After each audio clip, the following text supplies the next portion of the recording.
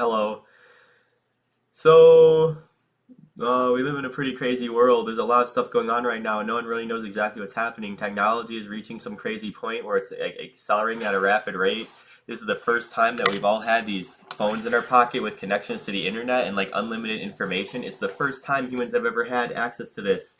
And it's the first time that kids are getting social media accounts when they're 5, 4. And it's the first time that we've been really, dude, you guys, all right, listen, this whole what's on TV, that is a little brainwashing box. I know it sounds cliche to say, and I know that I come on here and just talk about smoking weed, and so you think I'm just, I get it. But the fact of the matter that is, it's so true that this world is at war with the spirit. We live in basically Babylon right now. Like we live in like some messed up world, that some messed up country that's just completely at war with the truth of God. Is trying to all people that really worship God are just like trying to tear them away from it. And there's so many weird things. Like you guys, I don't know.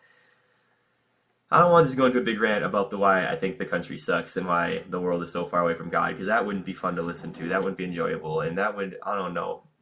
That's not what I want to come off as. I want to talk about the good things. I want to talk about the place that we're heading, because as much as I hate this world in a lot of ways, I do love it too. I see the good people all around me. I really do. I promise. I see the good in people, and that really inspires me because that lets me know that we're all in this together. Like there's real evil in the world and somehow it's winning even though most of us are really really really like good. We have like these good cores and like we want to do what's right, like that's most of us by far, and at the same time it's still like we're like oppressed by like such a smaller minority.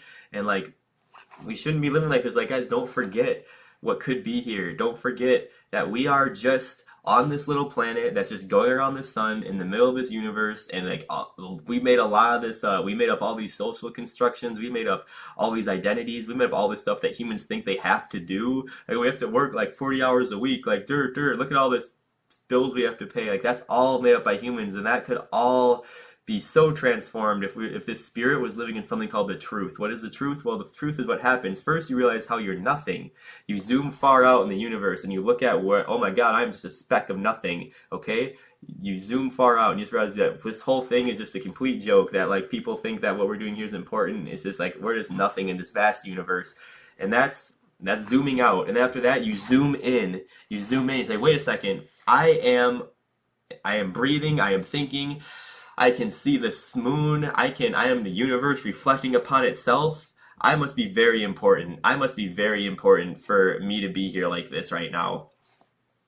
And then you start to realize that, oh my God, we are important. Like, so first we realize that we're nothing, then we zoom in and we realize that we're everything, because we're everything. You know why? Because that's how much God loves us. Like, once you really see that, like, once you really know that yes, there is a God, once you know there's a God, and once you see how much He loves you, and see, like, that you are a king of his garden here on earth, that you are a prince on this garden, and that because that's your true identity, is a prince serving His will, being a keeper of this garden that He made. We are all keepers of Eden. That's what we're supposed to be. We're just supposed to be these glorious creatures, okay? And instead we're in this world that wants us to do all this stuff that's like pulling us away from our soul. Straight up, this world wants to pull us away from our soul. That's what this 9 to 5 grind is all about. It's about defeating the individual. It's about sucking your spirit out of you and making you just another person that, I don't know, with less energy to explore God's truth, God's beauty, God's mystery, like to lose. And you know what? I don't think it's necessarily that. You can have a 9 to 5 and not get pulled into that. But you know what? You need to have love around you. You need to have love around you. And you need to keep it separate. You need to know what part. I don't know. I have a lot of strong conflicting opinions. So just ignore me. If I sound like I'm conflicting myself, it's only because I am.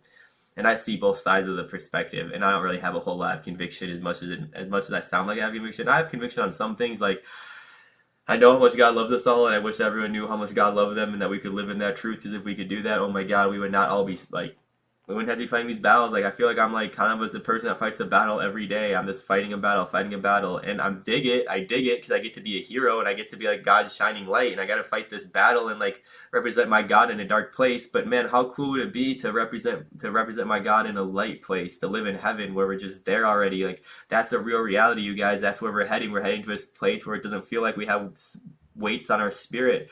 We're heading for a place where we're gonna be uninhibited in ways that we didn't even know we were inhibited. Our spirit is just going to open up and we're just going to expand, and we're going to feel so joyous and so free and so buoyant as we just float through whatever we're in. That's where we're heading. That's where we're headed. Haha, that's where we're heading. headed to heaven. So get ready for that. That's the direction I'm heading, direction I'm stepping. Going back to that place, gonna hang out with the angels with my face, and yeah, that'll be beautiful. And you know what? That's why we're here. We're gonna go the distance. That's a great song, am I right? Michael Bolton, anybody? Hercules? Oh my god, I think that's the first time I heard that song was in Hercules, right? The cartoon version, you know, that has some cool moments in it, right? Where the Titans are climbing up Mount Olympus and Zeus is like throwing lightning, like hitting this big rock guy. That was cool.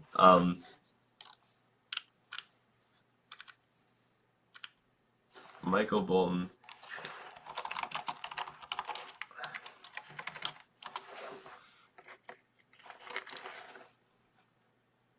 At our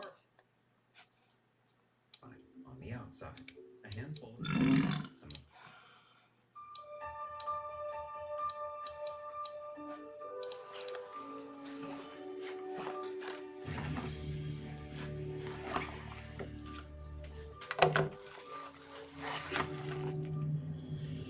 You guys, I believe in that. I believe that we are heroes here. You and me, we're heroes here. And there's a hero's welcome waiting for us in this place called heaven. And we've all been through a lot of shit here. We've all been through a lot of bull crap that has hurt us and made us doubt. But doesn't matter, because God wrote a promise on our heart. He wrote a promise on our heart.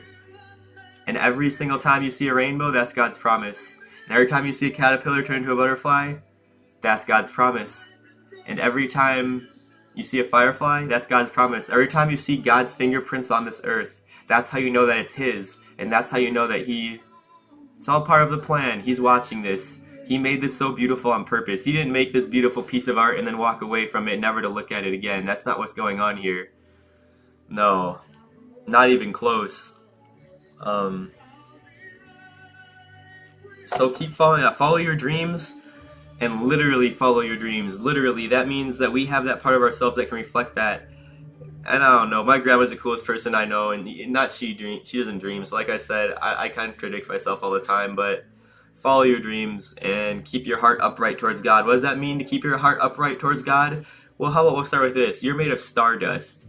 Okay, you're literally made of stardust. So when you do something or have certain thoughts or feel a certain way, say, hey, is this how an entity that's made of stardust would feel about this? No, I don't think it is. And that's what kind of makes you start to realize, like, wait, I want to be that one who knows he's made of stardust all the time. You get it? It's pretty trippy. And then from there, you realize that that's the truth. And the more you do that, the more you sit up straight, and the more you speak your truth that came from knowing that you're made from God's love, and He made you out of stardust and then blew life into you. Then you're kind of like, all right, let's do this. Let's live for that. Let's live for that. What does that mean to live for that? Well, when you first find that out, you're usually, for me, 18, 19, pretty bloody, dripping a lot of wounds. You can't tell what's a wound and what's actually just a part of you. But it turns out it's all just wounds, and all you are is like God's child and nothing except that. And it's really hard to shed all those layers for a while because you're so ingrained on believing that certain things are part of you when really they're just not. Yeah, it's really weird. It's really weird. And man, there's evil, okay? There's an evil. I'm not going to sugarcoat that at all. There's something very evil. And we think that we got away from it, that it's those serial killers, that it's those terrorists, that it's those evil corporations. No, there's an evil, and it's in every person that we ignore. It's in every person that we judge. It's in every time that we cut corners, because it adds up. It adds up.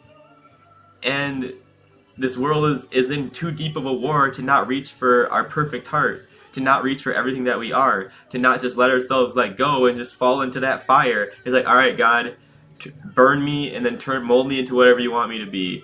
Yeah, I'll be crazy for you. I'll be a fool for your name. It says that in the Bible, that for God, for your sake, I will be a fool. So I don't mind being a fool for God's sake. That's pretty awesome. And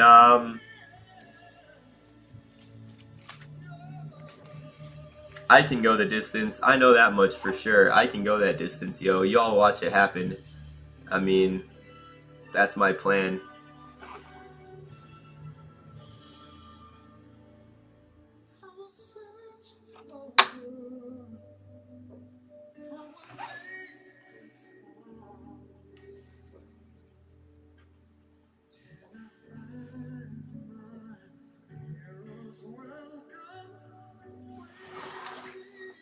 All right, I'm gonna go to bed. Good night, everyone.